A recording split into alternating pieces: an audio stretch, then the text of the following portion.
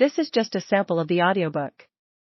To get the complete audiobook, access the link posted in the first comment. Is much more attenuated than ours. Its oceans have shrunk until they cover but a third of its surface, and as its slow seasons change, huge snowcaps gather and melt about either pole and periodically inundate its temperate zones. That last stage of exhaustion, which to us is still incredibly remote, has become a present-day problem for the inhabitants of Mars. The immediate pressure of necessity has brightened their intellects, enlarged their powers, and hardened their hearts.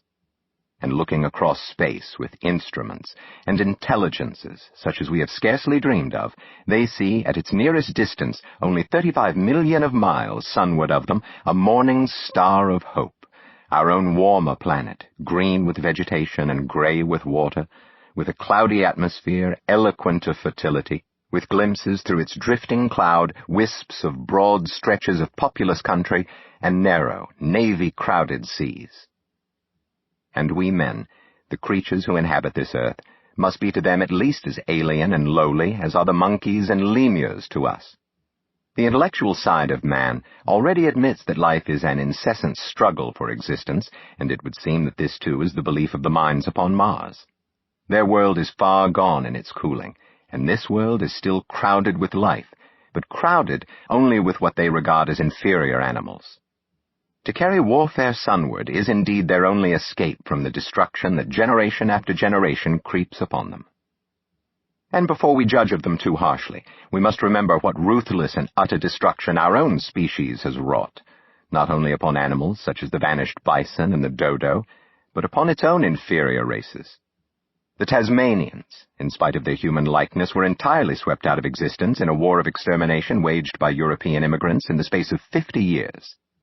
Are we such apostles of mercy as to complain if the Martians warred in the same spirit? The Martians seem to have calculated their descent with amazing subtlety. Their mathematical learning is evidently far in excess of ours, and to have carried out their preparations with a well-nigh perfect unanimity. Had our instruments permitted it, we might have seen the gathering trouble far back in the 19th century. Men like Schiaparelli watched the red planet. It is odd, by the by, that for countless centuries Mars has been the star of war, but failed to interpret the fluctuating appearances of the markings they mapped so well. All that time, the Martians must have been getting ready.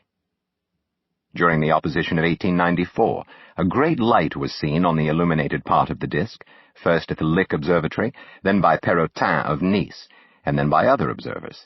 English readers heard of it first in the issue of Nature dated August 2nd. I'm inclined to think that this blaze may have been the casting of the huge gun in the vast pit sunk into their planet from which their shots were fired at us. Peculiar markings, as yet unexplained, were seen near the site of that outbreak during the next two oppositions. The storm burst upon us 6 years ago now. As Mars approached opposition, Lavelle of Java set the wires of the astronomical exchange palpitating with the amazing intelligence of a huge outbreak of incandescent gas upon the planet.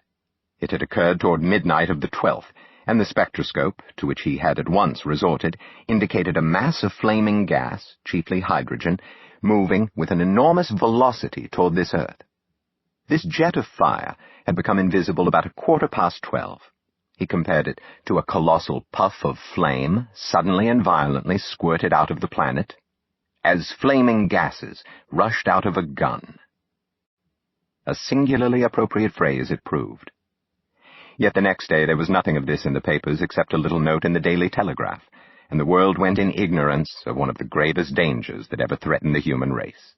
I might not have heard of the eruption at all had I not met Ogilvy, the well-known astronomer at Ottershaw. He was immensely excited at the news, and in the excess of his feelings invited me up to take a turn with him that night in a scrutiny of the red planet. In spite of all that has happened since, I still remember that vigil very distinctly.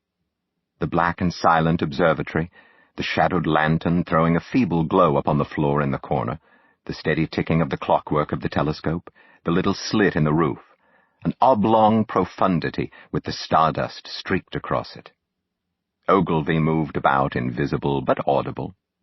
Looking through the telescope, one saw a circle of deep blue and the little round planet swimming in the field. It seemed such a little thing, so bright and small and still, faintly marked with transverse stripes and slightly flattened from the perfect round. But so little it was.